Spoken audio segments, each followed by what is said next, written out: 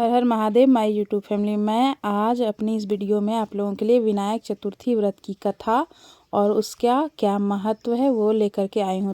चतुर्थी तिथि भगवान श्री गणेश की तिथि मानी गई है। धर्मशास्त्रों के अनुसार अमावस्या के बाद आने वाली शुक्ल पक्ष की चतुर्थी को विनायक चतुर्थी कहते हैं। इस दिन भगवान श्री गणेश की पूजा दोपहर यानी मध्याह्न काल में की जाती है। श्री गणेश को विघ्नहर्ता भी कहा जाता है।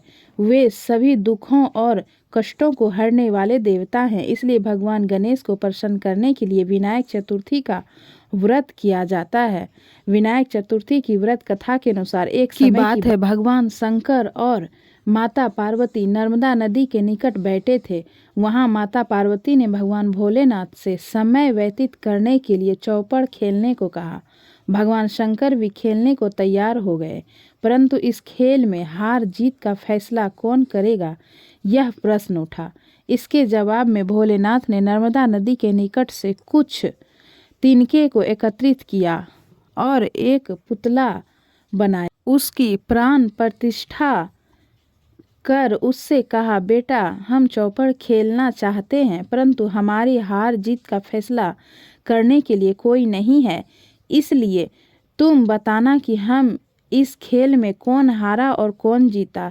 यह कहकर भोलेनाथ और माता पार्वती ने चौपड़ का खेल शुरू कर दिया। यह खेल 3 बार खेला गया। संयोगवश तीनों बार माता पार्वती जीत गई। खेल समाप्त होने पर उन्होंने बालक से कहा कि हार जीत का फैसला करो।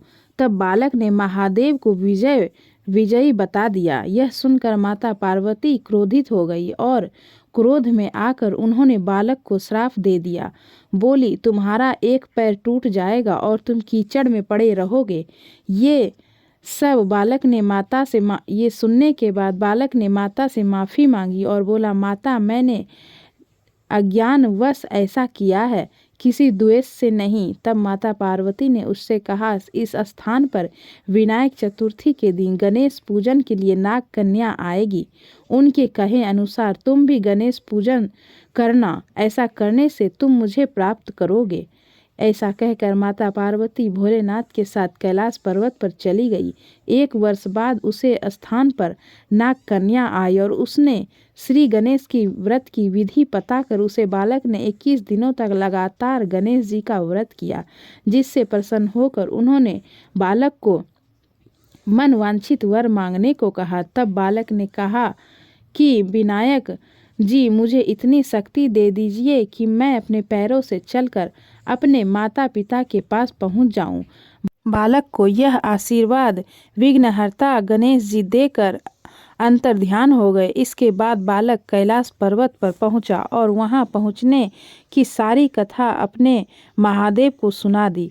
उस समय पार्वती जी महादेव से विमुख हो रागी थी। माता के रुष्ट होने पर भगवान शिव ने भी बालक की बताए अनुसार श्री गणेश का 21 दिनों तक व्रत किया, जिसके प्रभाव से माता की नाराजगी दूर हो गई और वो स्वयं महादेव से मिलने कैलाश पर्वत पहुंची।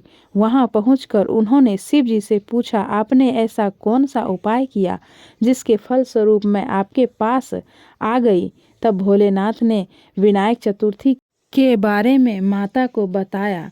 यह सब माता पार्वती ने अपने सुनने के बाद उन्होंने अपने पुत्र कार्तिकेय से मिलने की इच्छा जताई। इसी इच्छा से उन्होंने 21 दिनों तक विघ्नहर्ता श्री गणेश का व्रत किया और व्रत के 21वें दिन कार्तिकेय जी स्वयं पार्वती जी से मिलने आए।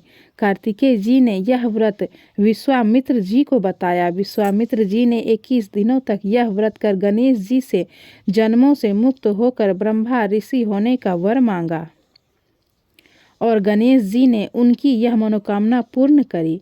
इस प्रकार विनायक चतुर्थी का व्रत मनोकामनाओं की पूर्ति व्रत कहा जाता है। तो दोस्तों, कैसी लगी आप लोगों को आज की यह विनायक चतुर्थी की कहानी? अगर आप लोगों को ये कहानी अच्छी लगी तो एक लाइक ज़रूर करें और हमारे चैनल पे नए हैं तो चैनल को सब्सक्राइब ज़रूर करें। हर हर महादेव। विघ्नहर्ता गणेश की जय। विनायक चतुर्थी के आप लोगों को हार्दिक शुभकामनाएं।